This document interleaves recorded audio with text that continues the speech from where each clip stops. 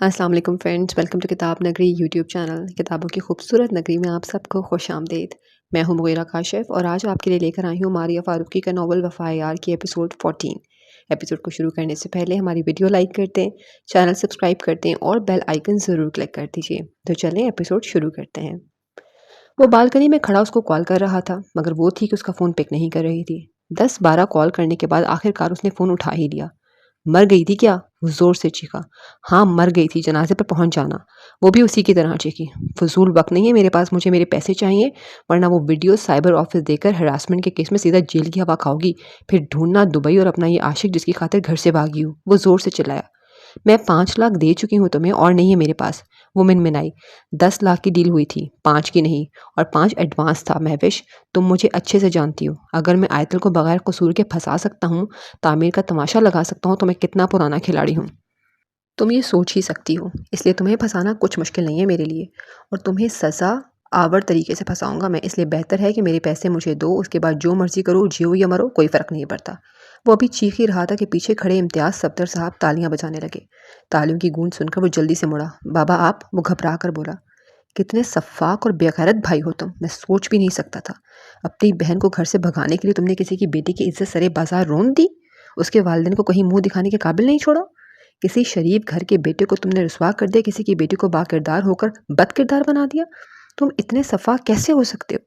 अपनी बहन को खुद घर से भगा दिया, महज इन चंद कागज़ के टुकड़ों के लिए। वो ज़ोर से चिल्लाए तो मुमताज़ बेगम और मुहावरा भी वहाँ आ गए। क्या हुआ इम्तियाज़ साहब? वो दोनों बाप बेटे के दरमियान तल्ख कलामी होता देख बोली। कुछ नहीं। आपकी शहज़ादी ने घर से भागना था और इसने अपने भाई से मदद मांगी, तो आपके शहज़ादे ने अच्छे भाई होने का सबूत देते हुए चंद पैसे लेकर आपकी बेटी को घर से भगा दिया और किसी की बेटी पर सारा इल्ज़ाम लगाकर उसकी इज्जत का जनासा निकाल दिया। किसी अनचाहे मर्द के पल्ले बांध दिया। 2 ख़ानदानों में इस बच्ची को मुलजिम बना दिया। जब आयमा को पता चलेगा तो क्या ताल्लुक़ रखेगी वो मुझसे? मिरहा के घर पता चलेगा तो क्या सोचेगी कि कैसे लोगों के घर बेटी दी हमने? वो अपना माथा पीटते वहीं ठह गए, जबकि मुमताज़ बेगम बेचारगी से उनको देखती रह गई। मैंने खुद कुछ नहीं किया, मुझे ये सब करने के लिए महविश ने मजबूर किया था। उसने कहा था कि वो जहर खा लेगी, बस सबको बदनामी से बचाने के लिए। और रही बात आयतल और तामीर की, तो उनका वाकई में ताल्लुक था। मैंने बस वो सारी बातें रिकॉर्ड की थी और कुछ नहीं। वो हर बात से साफ मुकरते हुए बोला। मगर इम्तियाज़ साहब हिम्मत करके खड़े हुए और ज़ोर से चिल्लाए, इर्तिज़ा, मेरे घर से निकल जाओ, वरना मैं खुद को गोली मार लूँगा। इम्तियाज़ साहब की बात सुनकर मुमताज़ बेगम ज़ोर से बोली, इर्तिज़ा चली जाओ यहाँ से। अपने माँ बाप को एक साथ देखकर वो चुपचाप घर से निकल गया। मुमताज़, अगर ये अब घर आया तो मैं कसम खाता हूँ रब्बे करीम की, मैं खुद को गोली मार लूँगा और लिख कर मरूंगा, मुझे महविश और इर्तिज़ा ने मारा है। बाबा आप ऐसी बातें तो ना करें, मारवा रोते हुए बोली। तो उसका हाथ थाम कर अंदर की तरफ चल दिए, जबकि मुमताज़ बेगम वहीं ज़मीन बोस हो गई। खुदा ताला, क्यों ऐसी आजमाइश में डाल दिया तूने मुझे? औलाद आजमाइश होती है जानती हूँ, मगर इतनी कठिन आजमाइश का मुकाबला मैं नहीं कर सकती। या अल्लाह मेरे रास्ते आसान कर दे। वो रोते हुए ज़मीन पर बैठी अल्लाह ताला से फ़रियाद करने लगी। आयतल और तामीर, जिनको पूरे 15 दिन हो चुके थे एक साथ रहते हुए, दोनों जानिब से मुकम्मल खामोशी थी। दोनों ही अपनी ज़िम्मेदारी मुकम्मल खामोशी से निभा रहे थे। वो यूनिवर्सिटी उसको साथ लेकर तो नहीं जाता था, अलबत्ता साथ वापस लेकर ज़रूर आता था। आयतल आयमा बेगम की रोज़ रोज़ की नसीहतों को बखूबी निभा रही थी। वो उसके उठने से पहले उसका नाश्ता तैयार कर देती थी और यूनिवर्सिटी जाने से पहले शाम का खाना बना कर जाती थी। कभी सनाबिल घर आ जाता और कभी वो खुद उसका खाना पहुँचा देती थी। ना उसने किसी चीज़ की कोई ख्वाहिश की थी और ना ही वो खुद को अपने माज़ी से इतना निकाल सका था कि उसे आयतल अजीज़ लगती। काले रंग का सूट पहने, गले में दुपट्टा डाले, कंधों पर चादर डाले, वो खुले बालों के साथ क्लास में दाखिल हुई तो हर निगाह एकदम से उसकी जानिब उठी थी। वो बिल्कुल चांद का एक टुकड़ा लग रही थी, जैसे उसने यकदम कशीदम की तस्वीर बने देखा था। मगर निगाहों के मिलते ही वो नज़रें चुराकर क्लास की तरफ मरकूज़ हुआ। वो प्यारी थी, बेहद प्यारी, मगर वो काला रंग उस पर इतना जचता होगा, ये बात उसने सोची भी नहीं थी। वो मुकम्मल तवज्जो के साथ पढ़ा रहा था, मगर निगाहें थीं कि मुड़कर उसकी तरफ पहुंच जाती थीं। उसकी निगाहों की तपिश खुद पर महसूस करके वो सर झुका गई थी, जो लेक्चर के दरमियान एक बार भी ऊपर नहीं उठी थी। प्रेजेंटेशन के लिए ग्रुप बना दिए गए थे। हर ग्रुप में लड़के शामिल थे, सिवाय उस ग्रुप के जिसमें आयतल मौजूद थी। और क्लास के बाद उन्होंने प्रेजेंटेशन डिस्कस करनी थी। तभी वो जल्दी क्लास छोड़कर चल दिया। डॉक्टर तामिर हैंडसम लग रहे थे आज। क्लास से निकलते ही जरताशा ने आयतल और हाला से कहा। उसके साथ ग्रुप में 7 लड़कियां थीं और उन्होंने एक जगह मखसूस की थी जहां उनको इकट्ठे होकर काम करना था। क्या ख़ास लग रहा था उनमें? आयतल फ़ौरन बोली, यार वो बहुत ज़्यादा हैंडसम लग रहे हैं। Smoke shirt, black jeans, black jacket, so charming. तुम पढ़ने आती हो कि डॉक्टर तामिर की ड्रेसिंग नोट करने? आयतल दोबारा चिढ़कर बोली। तामिर अभी फ़ोन सुनकर मुड़ा ही था कि आयतल की बात सुनकर मुस्कुरा दिया और आयशा से मोबाइल की जाने मरकूज़ हुए उसको सुनने लगा। उसे ऐसे इन लड़कियों की तामीर की तारीफ करना अच्छा नहीं लगा था। वो इतना तो समझ चुका था, मगर न जाने क्यों आज उसको यूं किसी का उसके लिए पोजेसिव होना अच्छा लग रहा था। यार एक ही तो सर हैं, इतने हैंडसम, इतने चार्मिंग, बंदा उनको भी नोट ना करे। ग्रुप की एक और लड़की आयतल की बात पर फौरन बोली, तो तुम उनके ऑफिस के बाहर बैठ जाओ ताकि आते जाते उठते बैठते वही नजर आए। उसने तंज किया। यार हद होती है आयतल, इतना भी क्या चिढ़ना। वो दोनों लड़कियां एक साथ बोली, तो चिढ़ने वाली ही बात है, वो कौन हम कौन, मैरिड हैं वो, और वैसे भी बंदा किसी का और आहें कोई और भर रहा है। उसकी बात सुनकर उसकी मोबाइल पर चलती उंगलियां एकदम रुक गईं। आयतल वो मैरिड नहीं है। हाला ने फौरन तौसी करना चाहिए। तुम लोगों को उन्होंने खुद कहा कि वो मैरिड नहीं है, हो भी सकते हैं, और वैसे भी तुम लोग जाओ, मैं और हाला कुछ वक्त में आते हैं। वो सबको भेजकर हाला की जानिब लपकी। हाँ चलो आइसक्रीम खाते हैं फिर काम करेंगे। वो उसकी बाजू थाम कर बोली, जी नहीं, इतनी सर्दी में मुझे कोई शौक नहीं है बीमार होने का, चुप करके चलो, मुझे बहुत काम करना है। और ये मैरिड वाला क्या सीन है, हाला ने फौरन पूछा। यार सर्दी में तो मज़ा आता है आइसक्रीम खाने का। मैं और मेरी कज़न हम जिस दिन ज़्यादा सर्दी होती थी उस दिन हमेशा आइसक्रीम खाते हैं, मगर तुम खैर। वो मुंह बसूर कर बोली, मैंने कुछ पूछा है आयतल। वो उसकी बात को इग्नोर करके बोली, क्या, मैंने तो ऐसे ही कहा था, मुझे क्या पता मैरिड है कि नहीं। वो साफ मुंह करते हुए बोली, टीएस क्रश है मेरा, अगर ये भी मैरिड हुए तो। वो दिल थाम कर बोली, क्रश। उसने अजीब निगाहों से हाला को देखा। हाँ, हाला मुस्कुराते हुए बोली, डॉक्टर तामीर तुम्हारा क्रश हो सकते हैं, टीएस नहीं, क्योंकि वो तुम्हारा क्रश है और तुम इज्जत करती हो उनकी, और टीएस मैंने रखा था तो हो सकता है टीएस का मतलब तामीर शान ही कुछ और हो, इसलिए तुम उन्हें डॉक्टर तामीर कहा करो। आयतल ने फुर्सत से कहा, तो वो सर नफ़ी में हिलाता उसके पास से गुजर गया। वो अपनी धुन में लगी हुई थी कि पास से गुजरने वाले शख्स को देख भी ना सकी। तो फिर टीएस का सही मतलब बताओ। हाला उसके साथ चलती गोया हुई। ये तो मैंने तब रखा था जब वो मुझे खड़ूस अकड़ू लगते थे, अब तो नहीं कहती मैं। वैसे खड़ूस तो अब भी हैं, मेरी इंसल्ट करना तो अपना अव्वल फरीज़ा समझते हैं। खैर मेरा दिल था आइसक्रीम का, अगर नहीं खानी आइसक्रीम तो चलो काम कर। चलती उसके पीछे ही चल दी। अभी वो कुछ कदम आगे बढ़ा ही था कि एक आवाज़ सुनकर एकदम रुका। ओए वो देख असल बम, एक लड़के ने दूसरे लड़के से कहा। उसकी बात सुनकर उसने रुक कर उस लड़के को घूरा तो वो फ़ौरन वहाँ से निकल गए, और तभी वो पीछे मुड़ा तो वहाँ आयतल थी। रश ज़्यादा की वजह से वो तामिर को देख न सकी और वो चुपचाप अपने ऑफिस की तरफ चल दिया। तहरीम, आसफा बेगम ने उसको पुकारा। जी अम्मी। वो जो लाउंज में बैठी मैगजीन देख रही थी उनकी आवाज़ पर फ़ौरन बोली, आयतल के तो पेपर्स हैं अगले हफ्ते, तो तामिर को फ़ोन करके पूछो वो आ रहा है उस वीकेंड पर या कोई नहीं।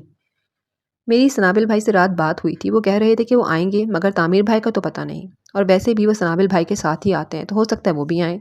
अभी तहरीम ने अपनी बात मुकम्मल की ही थी कि आरिश का फीडर लाती हुरैन उसकी बात सुनकर फ़ौरन बोली, वो उसके साथ आता था क्योंकि वो सिंगल था, अब मैरिड है तो उससे अलग पूछा करो आना है कि नहीं। हुरैन की बात सुनकर तहरीम ने मुस्कुराते हुए टेबल से फ़ोन उठाया और तामिर को कॉल करने लगी। अपने ऑफिस में बैठा वो लैपटॉप पर कोई काम कर रहा था कि उसका फ़ोन बजा। तहरीम कॉलिंग देखकर उसने एयरपोर्ट्स कान को लगाए और गंभीर आवाज़ में बोला, अस्सलाम वालेकुम। वालेकुम अस्सलाम, कैसे हैं भाई?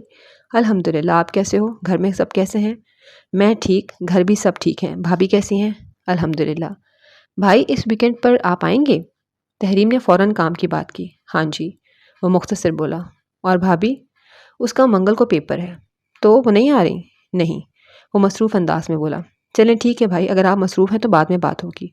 मैं खुद कॉल कर लूँगा। ओके, अल्लाह हाफ़िज़, फ़ी अमानिल्लाह। फ़ोन बंद करके वो फिर लैपटॉप की तरफ राग़िब हो गया। वो असर के बाद ही यूनिवर्सिटी से निकल गई। दोनों अतराफ लॉन की बनी रविश पर चलती वो फ्लैट पहुंची और आहिस्तगी से जीने अबूर करके अपार्टमेंट की तरफ चल दी। चाबी से दरवाज़ा खोलकर वो अंदर गई और हर तरफ अंधेरा था। उसने दाईं जानिब लगी स्विच से सारी लाइट्स ऑन की। पूरे का पूरा घर पीली और सफ़ेद रोशनी से नहा गया था। बैग को सोफे पर पटक कर वो लेटने के अंदाज में सोफे पर ढह गई। कोई पानी पिला दो, उसने गहरा सांस लेकर कहा, जैसे कोहकाफ की मुसाफत मुकम्मल करके वो घर पहुंची हो। और वो जानती थी उसे पानी पिलाने वाला यहाँ कोई भी नहीं है, मगर फिर भी वो कह उठी, पानी। वो सफ़ेद सूट वाला शख्स आस्तीन फोल्ड के उसके सामने पानी का गिलास बढ़ाकर बोला। एक गंभीर आवाज़ सुनकर उसने फट से आंखें खोल दी। आप कब आए?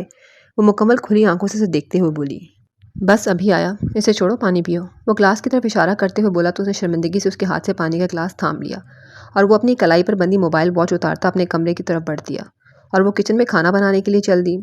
सफ़ेद हाफ स्लीव शर्ट और नीले रंग का ट्राउज़र पहने वो आम से कपड़ों में भी शानदार लग रहा था। काले बाल माथे पर कुछ बिखरे थे जिन्हें वो कभी कभी संवार लिया करता था जब वो बहुत रग़बत से तैयार होता था, मगर अमूमन वो उसके माथे पर बिखरे ही रहते थे। गहरी पलकों में छुपी उसकी आंखें अलबत्ता बहुत बड़ी तो नहीं थी, मगर उनमें पाई जाने वाली कशिश दिलफरेब थी। गहरी शेव और हल्की सी मूछों और लबों पर मौजूद संजीदगी उसको इंतहा का चार्मिंग इंसान बनाती थी। ऊपर से उसके बाइसेप्स, जिसने उसकी जानिब ना भी देखना होता वो भी उस हाफ स्लीव शर्ट की वजह से उसकी जानिब मुतवज्जा हो जाता।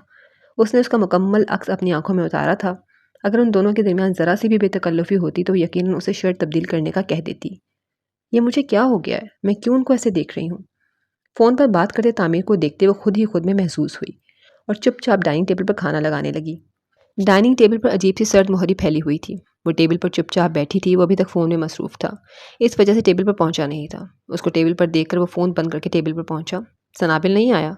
उसने नॉर्मल अंदाज में पूछा। मैंने मैसेज किया था, उन्होंने कहा कि वो किसी गेट टुगेदर पर जा रहे हैं।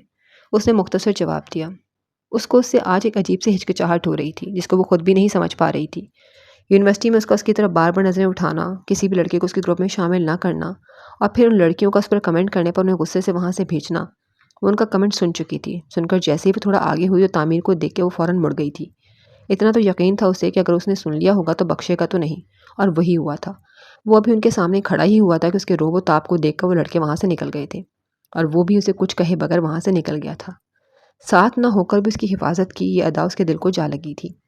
मगर सबकी उसकी पर्सनालिटी पर कमेंट करने की वजह से उसने कितने लम्हे उसको घूरा था, और अब भी उसकी आंखें बार बार उसकी तरफ उठ रही थीं, मगर वो खुद को कंट्रोल किए खाने की प्लेट पर नज़रें मरकूज करे बैठी थी। खाना क्यों नहीं खा रही तुम? उसको खाने की प्लेट में बेवजह चम्मच चलाता देख वो मध्यम अंदाज में बोला। दिल नहीं है। वो निगाहें उसकी जानिब उठाए बगैर कहकर चल दी, और वो चुपचाप खाना खाकर उठ गया। उसके उठते ही वो डाइनिंग टेबल पर वापस आई और सारे बर्तन समेट कर किचन साफ करके वो लाइट बंद करके कमरे में मौजूद बालकनी में जा खड़ी हुई। रात के 10 बज चुके थे। वो बेड पर बैठा लैपटॉप पर काम कर रहा था, और वो बालकनी में खड़ी नवंबर के जाते दिनों की इस ठंडी यख हवा को चलता देख रही थी। हल्की हल्की ओस हर चीज़ पर पड़ रही थी। नमी पकड़ता आसमान उसे दिलकश महसूस हो रहा था। उसे यूनिवर्सिटी वाले कपड़े पहने इसी हालत में खोया सा खड़ा देख वो उठ खड़ा हुआ। आयतिल, चलो आइसक्रीम खाने चलें। उसकी बाजू पकड़कर उसका जवाब बगैर सुने उसे बाहर ले आया। नहीं, मुझे वो इतना ही बोली थी कि वो फ़ौरन बोल पड़ा। एक बारिश और एक आइसक्रीम, ये तो वाहिद चीज़ें हैं जो तुम्हें इस ठंड में भी बीमार नहीं करेंगी, और आइसक्रीम का मज़ा ही सर्दी में। इसलिए चुप करके चलो। अपनी ग्रे रंग की सिल्क में बिठाकर वो आइसक्रीम पार्लर की तरफ चल दिया। एक वसी और इस इमारत पर बनाई आइसक्रीम पार्लर अपनी शान में ही शानदार था। साइड पर खुली रूफ के बिल्कुल साथ लकड़ी की नफीस डेकोर की छत के नीचे लगे वो गुंबद नुमा टेबल पर सामने आसमान की तरफ से आती चांदी और यख बाख्ता हवा उस जगह पर बैठने में मजबूर कर दिया करती थी। वो संजीदा अंदाज में फ़ोन पर मैसेज टाइप करता वहाँ आया था, और वो आहिस्तगी से उसकी हम कदम चलती टेबल तक पहुँच गई थी। उसका फ़ोन बजा। तुम बैठो, मैं फ़ोन पिक करके आता हूँ, ज़रूरी फ़ोन है। उसको आगाह करके वो साइड पर बनी उसकी स्लेट के पास चल दिया। काले सूट में मलबूस मैरून ब्लैक बालों को पुष्ट पर फैलाए, चेहरे पर आती लटों को कान के पीछे उड़ाए, लबों पर धीमी सी मुस्कुराहट सजाए जो उसके गालों पर पड़ते दोनों डिंपल वाज़ेह कर रही थी। वो मनमोहनी से सफ़ेद रंगत की लड़की गुड़िया महसूस हो रही थी। वो अपनी ही धुन में बैठी टेबल को देख रही थी कि उसके कानों में आवाज़ पड़ी। सूट तेरा काला काला, जान कटदा मस्कारा। उसकी आवाज़ पर वो अभी मुड़ी ही थी कि उसे तैमूर खड़ा होता नजर आया। वो अभी इन 4 लड़कों के ग्रुप की नज़रें उनके किस्से जाने वाले जुमले सुन चुका था। उसकी तनी रगें इस बात का सबूत थी, मगर वो अपने भाई को देखकर मुंह मोड़ गई। उसके मुंह मोड़ते ही उस खड़े वजूद के अंदर कुछ चटाक से टूटा था, मगर वो लड़के मुसलसल कुछ अनाप शनाप बक रहे थे। तभी वो उठी और स्लेट पर खड़े फ़ोन पर मसरूफ़ तामीर के साथ खड़ी हो गई। उसने सरसरी निगाह उसकी जानिब देखा। उसको अपनी जानिब देखते ही वो उसके बाजू में हाथ डालकर उसके कंधे पर सर टिकाए खड़ी हो गई। उसकी वो हरकत उसके पूरे वजूद में सनसनाहट पैदा कर गई थी। वो खुली आंखों के साथ सामने देख रहा था। फ़ोन के दूसरी सिमत मौजूद इंसान क्या बोल रहा था उसे सुन भी नहीं रहा था। सीने में मौजूद दिल बंद होने को था। जो मकाम उसने किसी और को दिए थे उस पर वो कैसे आ गई थी, और वो उसे आने कैसे दे सकता था। उसने खुद पर काबू पाकर फ़ोन बंद किया और उसको अपने सामने करके देखने लगा, जैसे आंखों से पूछ रहा हो क्या हुआ है। मगर वो चुपचाप उसके सामने खड़ी बालों का मुकम्मल पीछे किए उन पर दुपट्टा चादर की सूरत में ले चुकी थी। होंठों पर लगी लिपस्टिक उसने अपनी कलाई की मदद से रगड़ दिया था। उसने इस कार्रवाई को बहुत तहम्मुल से देखा था। कुछ कुछ वो समझ चुका था, मगर उसकी ज़बान साथ ही नहीं दे रही थी कि वो कह सके कि प्लीज़ ऐसे तैयार होकर बाहर मत निकला करो। अगर शायद इस पर वो कोई हक समझता तो इस गुड़िया को इस अंदाज में बाहर तो क्या यूनिवर्सिटी जाने की भी इजाज़त नहीं देता। उसके रेशमी ब्राउन ब्लैक से बाल अब दुपट्टे की ज़द में आ चुके थे। चेहरे पर आती आवारा लटों को कान के पीछे उड़ाए वो बंद होंठों से सांसें अंदर खींच रही थी, और वो सामने खड़ा महज उसके नकूश को देख रहा था। सहर अंगेज़ नॉर्मल मगर गहरी सी आंखें, याकूती से बहुत खूबसूरत होंठ, उसके होंठों के मुख्तलिफ ज़ाविये बनाकर वो डिम्पल्स को नमूदार करने का अंदाज़, खड़ा सा थोड़ा मोटा नाक, बात करते भी गाल पर पड़ते वो 2 डिम्पल, सफ़ेद रंगा जिसमें पीलापन था, मगर इस पर वो रंग बेहद जचता था। गहरा गहरा सांस लेकर वो उसकी टेबल की बजाय नुक्कड़ के टेबल पर जा बैठा, और तैमूर और महजबीन उसके बिल्कुल सामने थे। वो बार बार उनसे नज़रें ना मिलाने की कोशिश कर रही थी, मगर थे तो भाई भाभी।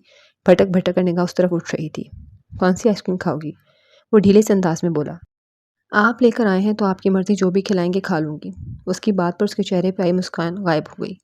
माज़ी का एक पन्ना उसके सामने किसी शख्स की तरह आ खड़ा हुआ था। तुम मेरी मर्ज़ी की आइसक्रीम खाओगी आज? वो मुस्कुराकर बोला। किस खुशी में? वो भवें उचकाकर बोली। क्योंकि मैं तुम्हें लेकर आया हूँ। वो प्यार से मुस्कुराकर बोला। तो लाए हो तो क्या? मत देना पैसे, मैं खुद दे दूंगी। मेरे पास कौन सा पैसों की कमी है? या मैं यहाँ का रास्ता नहीं जानती थी? तामीर में अपनी मर्जी से जीने की आदी हूँ, अपनी मर्जी से चलाने की कोशिश मत करो।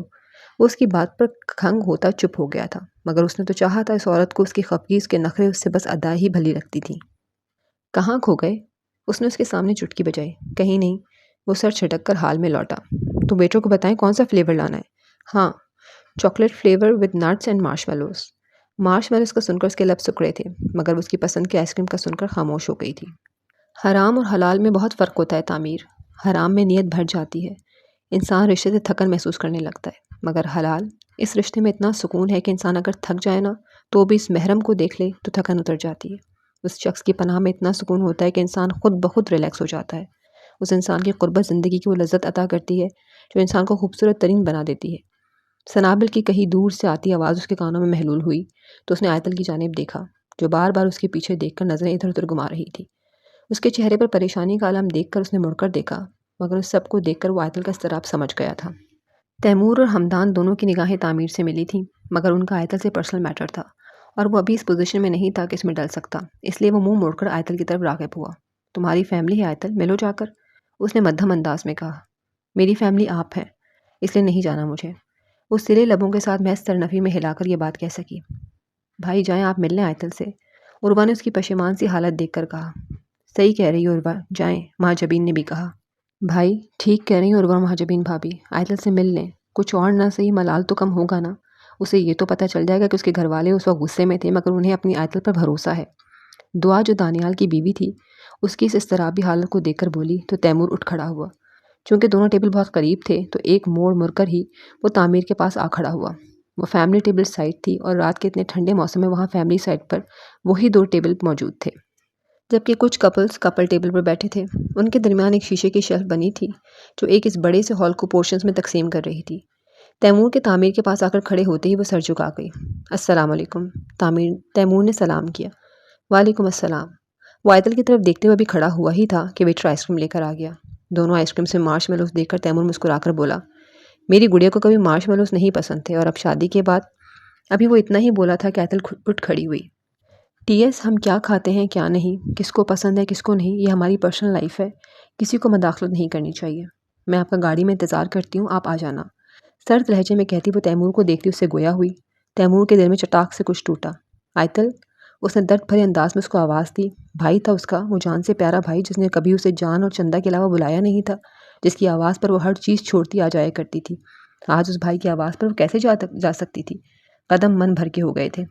मैं आपका इंतज़ार करती हूँ टीएस, वो मुड़े बगैर बोली। उसका लहजा भीग चुका था।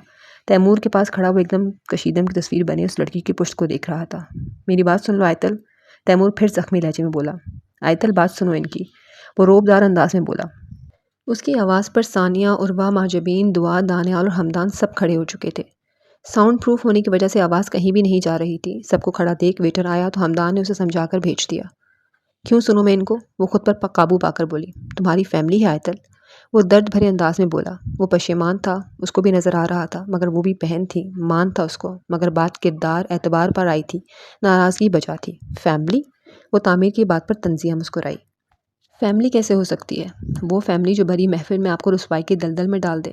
कैसे हो सकती है वो फैमिली जो भरी महफिल में किसी की सुने बगैर तमाशा लगा दे?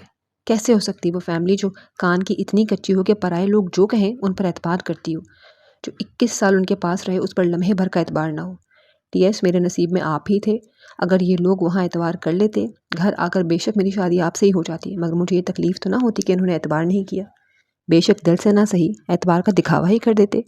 मेरे ज़मीर यूँ किरची किरची ना होता, मैं यूँ तिल तिल ना मरती। टीएस, मैं ज़िंदा लाश ना होती, मुझे अपना आप पर कभी बोझ ना लगता, मेरे दिल में आपके एहसान का बोझ ना होता। मगर टीएस, ये लोग बदकिस्मती से मेरे ही घर वाले हैं, मगर फैमिलीज़ इन जैसी नहीं होती। फैमिली वो होती है जो बेवजह एतबार करती है, अपने बाग में कैसे फूल लगे हैं इसको जानती है, जांच पड़ताल नहीं करती। फैमिली डॉक्टर तामीर आपकी फैमिली जैसी होती है, जो पराए लोगों के दिखाए सबूतों पर भी यकीन नहीं करती। फैमिली डॉक्टर तामीर जैसी होती है, जो किसी की बेटी को इज्जत को दर दर की ठोकरों से बचाने के लिए अपने निकाह में ले लेता है, जो निकाह के अगले पल उस पर इतना एतमाद करता है जितना उसके घर वाले 21 साल में ना कर सके, जो साथ ना होकर भी हिफाजत करता है, जो मुंह पर कुछ ना सुनकर भी आंखों से समझ जाता है, जो खामोश होने की वजह जानता है, वो ख्वाहिशात बिन कहे पूरी कर देता है। उसका इशारा अभी और यूनिवर्सिटी वाले वाक़े पर था, जिसे वो बखूबी समझा था। उसके हर अमल ने क्या अक्स छोड़े थे, वो आयतल के मुंह से सुनकर खुद गंग था। क्या वो इतना ज़िम्मेदार शौहर बना था कि उसकी बीवी 10 लोगों में खड़ी उसकी मिसाल दे रही थी? क्या वो इतना अच्छा ज़िम्मेदार था? अपनी तारीफ सुनकर वो खुद ही सुन था। जब एक औरत तुम्हारे निकाह में आएगी ना तामीर, तो देखना कैसे तुम बिना कहे बिना सुने उसकी हिफाजत करोगे, कैसे ख्याल रखोगे। उस दिन तुम समझोगे महरम क्या होता है। जिसके पीछे तुम भाग रहे हो वो सहरा है, और तुम्हें पता तक नहीं होगा, तुम बस करते जाओगे। और कभी फुर्सत से तुम्हें किसी ने बताया कि तुमने क्या क्या किया, तो उनको तुम खुद हैरान हो जाओगे तुम क्या क्या कर चुके हो। सनाबिल की बातें बिल्कुल बारिश की तरह उसके सामने उतर आई थी। मुझे किसी से कोई बात नहीं करनी अब, और ना सुनना है। आपने ही कहा था मर गई तुम, आज तो फिर मरे हुए कभी जिंदा नहीं होते, ये तो आप जानते हैं। और मेरे शोहर को भी पसंद नहीं होगा कि उसकी बीवी का सरे बाजार तमाशा लगाया जाए। डॉक्टर तामीर चले। वो उसके बाजू पकड़कर जख्मी अंदाज में बाहर आ गई थी। उसकी गिरफ्त उसके बाजू पर इतनी गहरी थी कि उसके नाखून उसकी जल्द में पैवस्त हो रहे थे, मगर वो फिलहाल कुछ कहने के अंदाज में नहीं था। हम बाद में बात करेंगे, मैं उससे बात करूंगा, सब सही होगा, तुम भाई को संभालो। उसने हमदान को मैसेज किया, जिसका नंबर उसने उर्वा से लिया था। उसके साथ चलते उसने पीछे मुड़कर हमदान की तरफ अपने मोबाइल से इशारा किया। उसका मैसेज पढ़कर वो तैमूर की तरफ बढ़ा, जो उसे बाजू में भेज चुका था। बारिश ने जोर पकड़ लिया था। पानी की टप टप माहौल में एक अजीब सी सरगोशी पैदा कर रही थी। वो रो रही थी, वो जानता था। तभी वो आहिस्ता से बोला, आयतल बारिश हो रही है। बारिश तो उसकी जान थी। बारिश की बूंदों को देखकर वो बाजू खोलकर आसमान की जानिब मुंह किए खड़ी हो गई और गहरे सांस लेने लगी। जैसे जैसे वो सांस ले रही थी, उसके चेहरे पर वैसे वैसे सुकून की लहर तारी होती जा रही थी। तभी उसने मुंह नीचे किया। डॉक्टर तामीर अपना वॉलेट और फ़ोन दें। उसने वाइट हाफ स्लीव शर्ट और ब्लू ट्राउज़र पहने तामीर को कहा। पर क्यों? वो ना समझी से बोला। दे ना। उसने उसके हाथों से दोनों चीज़ें लेकर गाड़ी में रखी और उसकी तरफ मुतवज्जे हुई। अब आप अपने दोनों हाथ ऐसे खोलें। और उसने अपने दोनों हाथ हवा में फैलाते हुए कहा, ऐसे। और आसमान को देखें, आंखें मूंद कर सांस लें। वो जिद्दी अंदाज में बोली और उसको मानना पड़ा। ये क्या हो रहा है मुझे? क्यों मैं इसे इनकार नहीं कर पाता? क्यों मैं ये कह नहीं पा रहा मुझे बारिश बीमार कर देती है? वो आसमान को देखे बाजू फैलाए सोच रहा था। हवा का एक गोला उसके वजूद से आर पार हुआ, जो उसके वजूद पर कपकपाहट छोड़ गया। हाफ स्लीव शर्ट की वजह से उसे पहले ही सर्दी महसूस हो रही थी, अब और लगने लगी थी। वो जल्दी से गाड़ी में बैठ गया। आयतल चलो, बारिश तेज़ हो रही है। इस तरफ पानी ज़्यादा इकट्ठा हो जाता है, इंजन में पानी जाएगा तो गाड़ी ख़राब हो जाएगी। उसकी बात सुनकर वो चुपचाप गाड़ी में बैठ गई। तभी वो वेटर आइसक्रीम के फ्रेश 2 न्यू ग्लास उन तक लेकर आया, जिसको उसने खामोशी से पकड़ लिया और पेमेंट करके गाड़ी आगे बढ़ाने लगा। आयतल आइसक्रीम खा लो। वो खुद खाता हुआ बोला। उसकी तबीयत ख़राब हो रही थी, वो जानता था, मगर सामने बैठे वजूद के लिए वो कोई भी रिस्क लेने के लिए तैयार था, जो उसकी समझ से बाहर था। ये सब उसने रोशनी के लिए भी कभी नहीं किया था, मगर वहाँ ऐसा क्या मामला था वो समझ नहीं पा रहा था। शायद उसको कबूल कर चुका था या इससे वो कबूल करवाई जा चुकी थी। इस बात का उसके पास कोई जवाब मौजूद नहीं था। आइसक्रीम खाकर उसने गाड़ी आगे बढ़ाई, मगर आयतल ने दोनों हाथ खिड़की से बाहर निकाल लिए थे। सड़क के सुनसान होने का फ़ायदा उठाया वो मुसलसल गर्दन तक सर बाहर निकाले बारिश में झूम रही थी, और वो भरपूर कोशिश के बावजूद भी तवज्जो गाड़ी पर मरकूज़ नहीं कर पा रहा था। वो दुपट्टे से बेनियाज अपनी धुन में लगी उसे दिलकश लग रही थी, या वो उसकी तरफ खिंचा चला जा रहा था। तभी उसने गहरा सांस लेकर उसको अंदर होने को कहा। उसके गर्दन अंदर करते ही उसने शीशा बंद कर दिया और वो मुंह बनाकर रह गई। तुम मार्शमैलोज़ नहीं खाती? उसने उसे मुंह बनाए बैठे वजूद से पूछा। नहीं, मुझे अच्छे नहीं लगते, वो मिनमिनाई। फिर अब क्यों खाए? उसने अगला सवाल दागा, जैसे नामालूम वो क्या जानना चाहता हो। आप मुझे वहाँ लेकर गए थे, आइसक्रीम भी आपने खिलानी थी, तो मर्ज़ी भी आपकी होनी चाहिए थी। और वो इतनी भी बुरी कोई चीज़ नहीं थी, आपकी पसंद थी, मुझे खाने में एतराज़ हो ही नहीं सकता था। वो अपने हाथ की लकीरें देखते हुए बोली, मगर वो अनजान थी कि उसकी बात ने इस बर्फ़ की सिल पर मोम की एक तह लगा दी है। उसकी बात पर वो खामोशी से गाड़ी चलाने लगा। अगले 15 मिनट में वो घर पर मौजूद थे।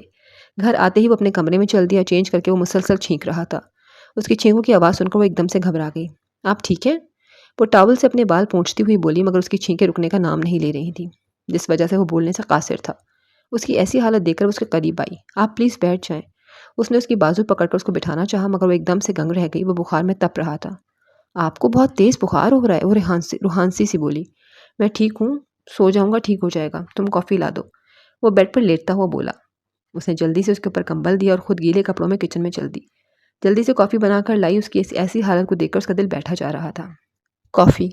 उसने नरमी से उसको उठाकर कुशन पीछे अटकाकर उसका सर क्राउन के साथ लगाया और भाप उड़ाता कॉफ़ी का मग उसको थमाया। एक हाथ से मग थामे और दूसरे हाथ से अपना सर थामे वो हल्की हल्की सांसें ले रहा था। तभी वो जल्दी बाएं तरफ से बेड पर चढ़ी उसका सर दबाने लगी। नहीं ठीक है, रहने दो, उसने मध्यम आवाज़ में कहा। आई एम सॉरी, मेरी वजह से ये सब। अब वो रो देने लगी थी। कुछ नहीं हुआ तुम्हारी वजह से। वो कॉफ़ी के 2 घूंट पीकर मग साइड टेबल पर रखकर लेट गया था। सब मेरी वजह से ही हुआ है। इतनी बारिश में मुझे आपको कहना ही नहीं चाहिए था। उसकी आंखों में नमी थी। उसने अधखुली आंखों से उसको देखा। गीले कपड़े उसके वजूद के साथ चिपके हुए थे। गीले बाल उसकी गर्दन के साथ लगे उसे छूने की जसारत कर रहे थे। उसकी सफ़ेद गर्दन एक अजीब सा खुमार पैदा कर रही थी। उसके छूने की ख्वाहिश को तर्क करता उससे गोया हुआ। आयतल प्लीज़ जाकर कपड़े बदलो, ठंड लग जाएगी। उसने नज़रें घुमाकर कहा। नहीं, मैं ठीक हूँ, वो उसका सर दबाते हुए बोली। मगर मैं ठीक नहीं हूँ, चेंज करो, वो जल्दी में कह गया। मेरा मतलब है तुम्हारे कपड़े गीले हैं, इस वजह से बेड गीला हो रहा है, उसने आंखें मूंदते हुए कहा। उसकी बात पर सर खम करके वो जल्दी से कपड़े बदलकर दोबारा उसके पास आ बैठी। उसका नरम और मुलायम हाथ उसके माथे पर था जो आग की तरह जल रहा था। मैं डॉक्टर को कॉल कर देती हूँ, आपका बुखार तेज़ हो रहा है, वो दर्द भरे अंदाज में परेशान सी बोली। वो नफ़ी में सर हिला गया तो वो चुपचाप उसके पास बैठी उसका सर दबाने लगी। कमरे में हीटर चल रहा था। उसकी गर्माहट से उसको सुकून आ रहा था, मगर उसके कंधे अकड़ चुके थे। तभी सर दबाते दबाते आयतल का हाथ उसके कंधे पर लगा। आह, वो हल्का सा कहराया। आपको दर्द हो रहा है? वो एकदम से मचल उठी, मगर वो कुछ नहीं बोला। वो एक हाथ से उसका सर और एक हाथ से उसके कंधे को दबा रही थी। हीटर की गर्माहट उसके सर और कंधे दबाने की वजह से कुछ सुकून महसूस कर रहा था और इसी में वो आंखें मूंद गया और वो मुसलसल उसका सर दबा रही थी, मगर बुखार था कि कम होने का नाम नहीं ले रहा था। मैं सनाबिल भाई को कॉल कर देती हूँ, उसने दिल में सोचा। वो उसको उसके कहने पर ही सनाबिल भाई कहने लगी थी। नहीं, इतनी रात हो गई है, पर मैं क्या करूँ। हमदान भाई को कॉल, उसने दिल में सोचा, मगर बारिश को बहुत देख कर इरादा तर्क कर दिया। सारा मेरा ही कसूर है, क्या ज़रूरत पड़ती मुझे इतनी ओवर होने की। हातिम ताई बनी हुई थी, तुम तो बारिश में हाथ फैलाई, कोई मौसम की बारिश थी क्या वो। एक ठंड में उसने आइसक्रीम खाई सिर्फ इस वजह से क्योंकि शायद तुमने खाना नहीं खाया था। वो तुम्हें लेकर गया और तुम शुक्रिया अदा करने की वजह उसे यूँ बीमार कर लाई हो। सामने खड़ी एक और आयतल उसको डपट रही थी। उसको तामीर को देखकर रोना आ रहा था, मगर वो हर बार आंसू अंदर की तरफ ले जा रही थी। आई एम रियली सॉरी, मेरी वजह से आपकी इतनी हालत ख़राब हो गई। मैं आइंदा कभी आपको नहीं कहूँगी कि आप बारिश में जाएं, बल्कि मैं भी बारिश में नहीं जाऊँगी। वो रूंधी हुई आवाज़ में खुद से गोया हुई। उसका सर दबाते दबाते वो खुद उसके सीने पर सर रखकर आंखें मूंद गई थी। उसका सर उसके सीने पर कब पहुंचा न उसको खबर थी न उस सोते वजूद को। फजर की अजान के साथ ही उसकी आंख खुली तो उसका सर अपने सीने पर देखकर वो सुन हो गया। माजी की किताब फिर और आग पलटकर एक संगीन वर्क उसके सामने ले आई। पूरा इस्लामाबाद बारिश से भीग रहा था। हर तरफ बारिश की टप टप एक अलग सुरूर पैदा कर रही थी। मारगला की पहाड़ियों के पास अचानक से गाड़ी रुक गई। गाड़ी के इंजन में पानी चला गया था, जिससे शायद गाड़ी रुक गई थी। तामीर गाड़ी तो तुमने ख़राब कर ही ली है, अब बारिश में नहाते हैं चलो, वो गाड़ी से उतरते हुए बोली। रोशनी, तुम्हें पता है मैं बारिश के पानी में नहीं भीग सकता, मेरी तबीयत ख़राब हो जाती है। वो उसकी तरफ पलटते हुए बोला। ओ बस करो तामीर, इतने भी तुम नमक की गुड़िया नहीं हो जो पिघल जाएगी। सीधे से कहो तुम्हारे साथ नहीं भीगना। उसके इस नलूठेपन पर वो गाड़ी से बाहर आ गया था। पूरी बारिश में उसके साथ भीगा था। फ्लू उसको बारिश के दरमियान ही हो गया था, मगर उसकी खुशी के लिए वहाँ था। जो पागल सी होती सबसे बेनियाज बारिश में झूम रही थी। अगले 1 घंटे बाद रोशनी के किसी दोस्त ने उन्हें पिक किया। उसकी तबीयत रास्ते में ही ख़राब हो चुकी थी, मगर वो चुपचाप घर चल दिया। पूरे 2 हफ्ते बीमार रहने के बाद जब वो यूनिवर्सिटी में उससे मिला तो उससे खफा था, मगर परवाह किसे थी। लाल टॉप पर ब्लू जीन्स पहने वो उसे दूर से चलती नजर आई। हुस्न का चलता फिरता मुजस्मा, उसकी रोशनी। वो मुस्कुरा गया। अगर कल आ जाती तो मेरी असाइनमेंट न रहती, वो सीधा अपनी बात बोली। वो जो 2 हफ्तों बाद आया था उसकी परवाह तक नहीं थी उसे। उसने एक बार कॉल करके नहीं पूछा था। मैं बीमार था रोशनी, उसने खुद ही बता दिया। अच्छी बात है अगर बीमार थे, मुझे इनकार किया था ना कि बारिश में नहीं आओगे। साथ ऐसा ही होना चाहिए था, वो गुस्से से बोली। उसकी बात पर उसको दिल से दुख हुआ, मगर कहते हैं ना मोहब्बत इंसान को गूंगा, अंधा और बहरा कर देती है। उसके साथ भी कुछ ऐसा ही मामला था। अच्छा, मेरा ना एक प्रोजेक्ट है, कल देना है, तो तुम मुझे इसके सामने बनाकर दोगे। वो यूनिवर्सिटी की पहाड़ को जाती सीढ़ियों में उससे एक स्टेप ऊंचे बैठी थी। मैं नहीं बना रहा हूँ, मेरी क्लास है, वो मुंह मोड़कर बोला। तामीर यार, वो जल्दी से उसकी बराबर वाली सीढ़ी पर गई। यार, जब तुमने इनकार कर दिया था कि नहीं आ रहे बाहर, तो तुम क्यों आए? अपनी मर्जी से आए, फिर बीमार हो गए और मेरा प्रोजेक्ट चल रहे हैं, तुम्हें पता है। इसलिए नहीं पूछ सकी तुम्हें फ़ोन करके। प्लीज़ ना, कल 12 बजे तक भेज देना है, 4 बजे देना है। 4 घंटे में उसे मैं तैयार कर लूँगी, प्लीज़। वो उसकी बाजू में बाजू डालकर उसके कंधे पर सर रखकर बोली। अच्छा ठीक है, बना दूंगा, वो तहम्मुल से बोला। You are amazing. वो उसके गले लग गई। रोशनी उससे 1 साल जूनियर थी, इसी वजह से वो उसकी हमेशा मदद करता था। अच्छा चलो, अब मैं चलती हूँ, क्लास का टाइम हो गया है। वो मुस्कुराकर हाथ हिलाती वहाँ से निकल गई। वाह, आज बड़ा गले लगे जा रहा था, खैर तो है। सनाबिल उसके जाते ही आ गया। क्यों, वो मेरे गले नहीं लग सकती? उसने जवाब के बजाय सवाल किया। लग सकती है भाई, मैं कब कुछ कह रहा हूँ, मगर किसी काम के लिए। सनाबिल मुंह फेर कर बोला। तुझसे एक बात शेयर करूँ सनाबिल, तुझे पता है जब मेरे गले लगती है तो मुझे एक अजीब सी घुटन का एहसास होता है कि जैसे कोई चीज़ मेरे वजूद को काट रही है, एक वहशतनाक सी फीलिंग्स। वो सामने दिखता हुआ बोला, तो तू उसको कहे गले ना लगा करे। सनाबिल ने सीधा हल बताया। क्यों मरवाना है तूने, पहले थोड़ा नाराज़ रहती है। तामिर सर हिलाता हुआ बोला, माना कि तू उसे पसंद करता है, मगर इतना भी क्या, तूने कुछ ज़्यादा ही उसे सर चढ़ाया हुआ है। जैसे घर में सब पर रोब जमाता है, एक बात कह दी तो कह दी, कोई खिलाफ नहीं जा सकता। वैसे ही बर्ताव उससे कर ले तो तेरे आगे पीछे घूमेगी। मगर तू, वो सर नफ़ी में हिला गया। पसंद नहीं, मोहब्बत करता हूँ। मोहब्बत के आगे की चीज़ है, समझ आई? वो उसकी गर्दन पर हाथ मारता हुआ बोला, ओ भाई, मोहब्बत नामहरम से नहीं होती। नामहरम से नहीं होती, मैं तुझे समझा समझा कर थक गया हूँ, मगर तू। वो खड़ा होता हुआ बोला। अभी तामीर ने बोलने के लिए लब खोले ही थे कि वो दोबारा बोल पड़ा। मुझे पता है अब तू फजूल सा लेक्चर देगा, मेरा कोई मूड नहीं है, मैं तहरीम को कॉलेज से लेने जा रहा हूँ, फिर मुलाकात होती है। मगर सुन। मगर वो जा चुका था। उसकी एकदम आंख खुली। खुद का सर उसके सीने पर रखा महसूस करके वो जल्दी से उठी। आई एम सॉरी, मुझे पता नहीं चला कब मेरी आंख लग गई। उसकी कर्ब से भरी आवाज़ सुनकर वो हाल में लौटा। उसकी सूजी हुई लाल आंखें गवाही दे रही थी कि वो सारी रात जागती और रोती रही है। तुम रोई हो? वो उसके अंगारे जैसी आंखें देखकर बोला। आपका बुखार। उसने उसके माथे को छुआ। अब हल्का है, मैं अब डॉक्टर को कॉल कर लूँ? उसकी बात का जवाब दिए बगैर वो नज़रें चुराकर गमगीन लहजे से बोली, मैंने जो पूछा है उसका जवाब दो। मुझे तुम रोई हो? वो अपनी दाएं बाजू पर अपनी बाएं बाजू रखकर नरमी से दोबारा बोला, ये आपकी बाजू। वो उसकी बाजू पर नाखूनों के निशान देखकर तड़प कर बोली, कुछ नहीं हुआ। वो जल्दी से अपनी बाजू कंबल के अंदर कर गया। नहीं, ये मैंने किया है, सब कुछ मेरी वजह से हुआ है, मेरी वजह से। आप पहले आइसक्रीम खाने गए, फिर वहाँ वो सब तमाशे और तमाशे की वजह से ये नाखून, फिर बारिश में आप मेरी वजह से भीग गए। इस सब की जिम्मेदार मैं हूँ। मेरी वजह से आपकी तबीयत खराब हुई है। वो बालों को मुट्ठी में लिए पागलों की तरह रो रही थी। तुम्हारी वजह से कुछ नहीं हुआ है तल, वो बस रूम में हीटर चल रहा था जो टेम्परेचर नॉर्मल था। बाहर गया और शर्ट भी हाफ स्लीव थी और जैकेट भी नहीं थी। फिर थोड़ी सी बारिश, तो बस इसी वजह से हो गया और कुछ नहीं। प्लीज़ खुद को गिल्ट नहीं दो। वो उसे समझाता हुआ बोला। नहीं, मैं ज़्यादा ओवर हो रही थी। भाई के साथ भी मैंने बदतमीज़ी से बात की और फिर कितनी बेदर्दी से आपकी बाजू में नाखून पेवस्त कर दिए। आपकी लाइफ को मुसीबत में डाल दिया है। प्रॉब्लम्स मेरी होती हैं, परेशान आपको भी होना पड़ता है। बालों को मुट्ठी में लिए वो ज़ारों कतार रो रही थी। उसकी इस हालत को देखकर वो खुद भी परेशान हो रहा था। उसके आंसुओं से उसके दिल को खींच रहे थे। तभी वो कोहनियों के बल उठकर बैठा, मगर वो वैसे ही उस हालत में बैठी रोई जा रही थी। आयतल, प्लीज़ इधर देखो। वो उसे चुप करवाने की कोशिश कर रहा था, मगर उसकी ज़ुबान पर सिर्फ एक ही जुमला था, मेरी वजह से आप बीमार हो गए। उसको समझ नहीं आ रहा था वो क्या करे। लब भींचते हुए उसके आगे बढ़कर उससे गले लगा लिया। उसकी सिसकियों भरी आवाज़ उसके सीने में जज्ब हो रही थी। खुद की तबीयत को छोड़कर वो उसकी ऐसी हालत पर परेशान हो रहा था। कितनी अजीब बात है ना। जिन दो के दरमियान मोहब्बत का ताल्लुक था, वहाँ ऐसा कुछ कभी भी नहीं हुआ था। और जहाँ मोहब्बत का नामो निशान भी नहीं है, वहाँ ये सब।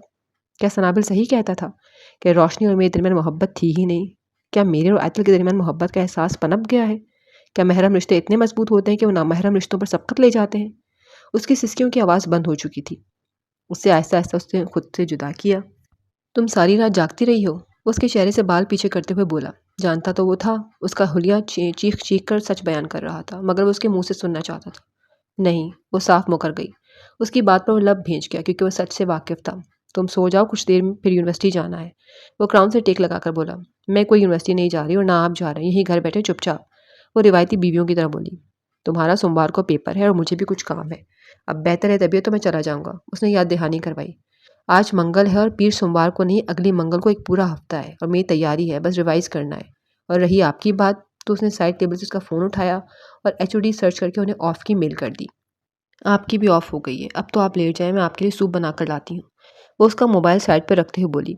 उसकी इस कार्रवाई को उसने तहम्मुल से देखा था। अब उसकी तरफ राग़िब होता जा रहा था। ये बात अब वो खुद महसूस कर रहा था। आयतल, पहले सो जाओ फिर बना देना। वो बंद आंखों से बोला। नहीं। उसने नफ़ी में सर हिलाया। क्या है इस लड़की में इतनी परवाह? मुझे कुछ भी करके इसके तमाम मामलात इसकी फैमिली से ठीक करने होंगे। माँ बाप से जुदाई क्या होती है, इस बात का अंदाज़ा मुझसे अच्छा कौन कर सकता है? वो उसकी तरफ गहरी निगाहों से दिखता वो सोचने लगा। कहाँ खो गए? वो उसके सामने चुटकी बजाकर बोली। आयतल, मुझसे दोस्ती करोगी? उसके सामने तहम्मुल से हाथ बढ़ाकर बोला। मैं? आयतल को झटका लगा। तुम? वो आरामदेह अंदाज में बोला।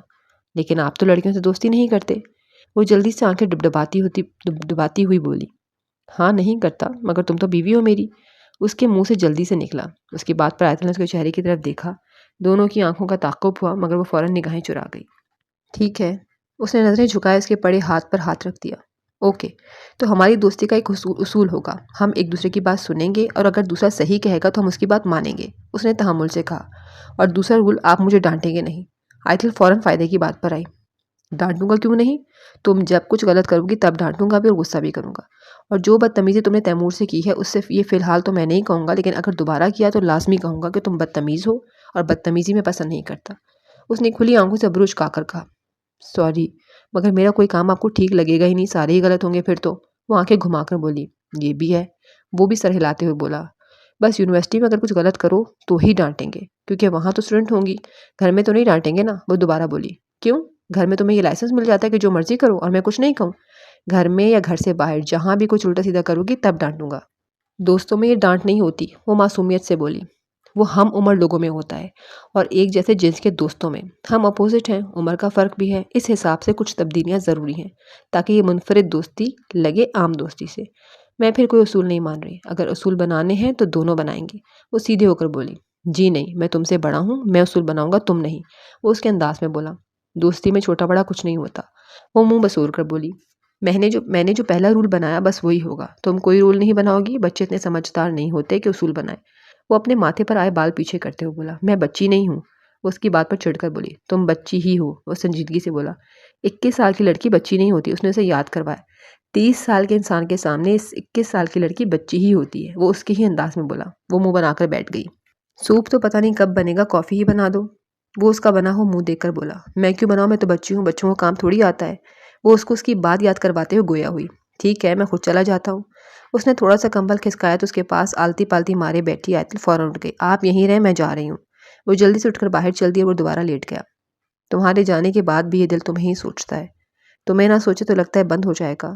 बहुत अजियत होती है मुझे, तुम्हारी मोहब्बत ने मुझे ऐसे मोड़ पर लाकर तनहा छोड़ दिया है जहाँ से आगे बढ़ा ही नहीं जाता। जहाँ आगे बढ़ने का सोचता हूँ तो तुम्हारी यादें चुपके से आकर मेरा हाथ थाम लेती हैं और फिर मैं आगे नहीं बढ़ पाता, वहीं रुक जाता हूँ। मगर फिर जब मैं इस लड़की को देखता हूँ तो मेरे ज़मीर को मलामत महसूस होती है। इसमें इसका क्या कसूर है? शादी जैसे भी हुई हो, हुई तो है ना। वो मुझे क्या समझती ना जाने, वो मुझे क्या मकाम देकर बैठी है कि मेरा थोड़ा सा बीमार होना उसे यूँ रोने पर मजबूर कर देता है। हर चीज़ मेरे हाथ से निकलती महसूस हो रही है मुझे। अल्लाह ताला, आप तो सब देख रहे हैं, अब तो मैं थकने लगा हूँ। मेरे अल्लाह मुझे संभाल लें, मेरे दिल को उसकी तरफ फेर दें जो सही है, पाक है। सनाबिल के वो अल्फाज, महरम और नामहरम की मोहब्बत, ये मुझे सुकून नहीं लेने देते। मैं नहीं जानता कुछ भी, मैंने उस औरत से मोहब्बत की है या कुछ और। जो भी है, आपको तो पता है अल्लाह पाक। अगर वो मोहब्बत गुनाह है तो उसकी मोहब्बत को मेरे दिल से निकाल कर फेंक दें, मुझे सुकून दे दें, मुझे इस लड़की का कर दें या अभी जुदा कर, क्योंकि अब उस तरह की जुदाई हुई तो मर जाएगा आपका ये गुनहगार बंदा।